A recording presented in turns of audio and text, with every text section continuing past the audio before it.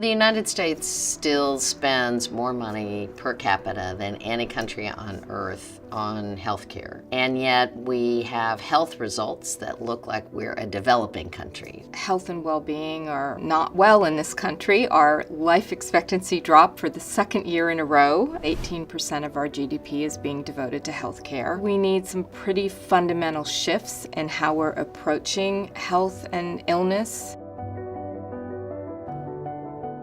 Today, almost half of all American adults have one or more preventable chronic diseases. These diseases include cardiovascular disease, high blood pressure, type 2 diabetes, and obesity. Chronic illness is the dominant set of illnesses and conditions that are driving health care needs and healthcare expenditures. And it's not just the prevalence of these conditions, but it's how poorly we manage them. Hospitals are really good at treating acute conditions, which unfortunately in this day and age are often acute exacerbations of chronic conditions. We do this great care when they're in the hospital, they get better, they leave, and then we sort of leave them to their own devices. This is about high-touch, low-tech care. This is about patient care that is patient and caring. 85% of our national annual expenditures on healthcare, that's $2.7 trillion, goes to chronic care. Anything that can be done to control that figure and those dollars and redeploy them in other ways would be huge.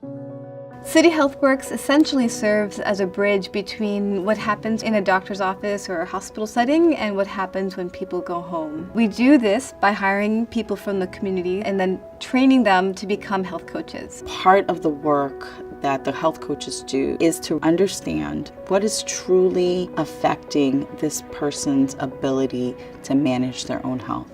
Addressing what those things are, providing education and empowerment so that the person can be successful. I am from the community. I have lived there for 22 years. My job as a health coach is to help people better understand how to make lifestyle changes without being judgmental, trying to see why they are not making the changes that they really want to do and what is stopping them. They get to understand this person really cares about me. When you have a health coach really working as part of the team, they're hearing the counseling being provided, the education, the changes in medications, and then they're able to take that back into the patient's home setting. They're also acting as the patient's advocate, teaching that patient to be more vocal about their care, not to be afraid to ask questions or to say, well, what does that mean for me? The most important thing I've learned from the health coach is to ask questions about my health. I have become empowered. My A1C is down to 6.1, and my asthma is more under control.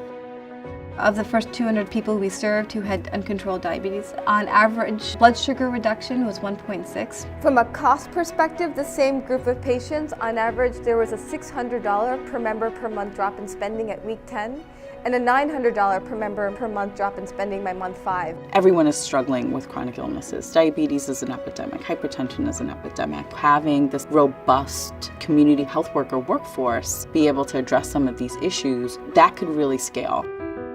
We have an opportunity now in the United States with a major effort to realign payment with keeping people healthy in the first place. Just take Medicare, 59 million beneficiaries, roughly.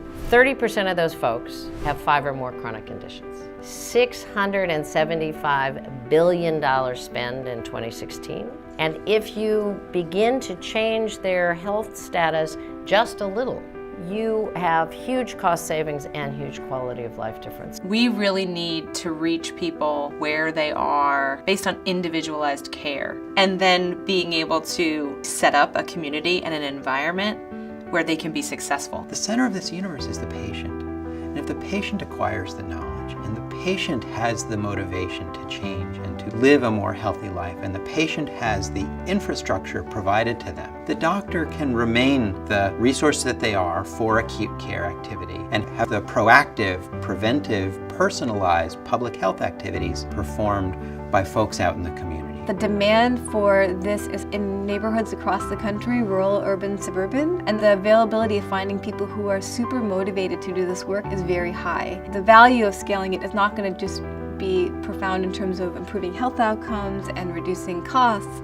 but creating jobs in communities that need them very badly. There's no question that models like City HealthWorks networks can be very effective. Lower cost, a much more personalized way to bring care into a home. People have jobs in their neighborhood, they have trusted neighbors and friends that they're dealing with, and we are actually ending up as a country with people who live longer, more productive lives.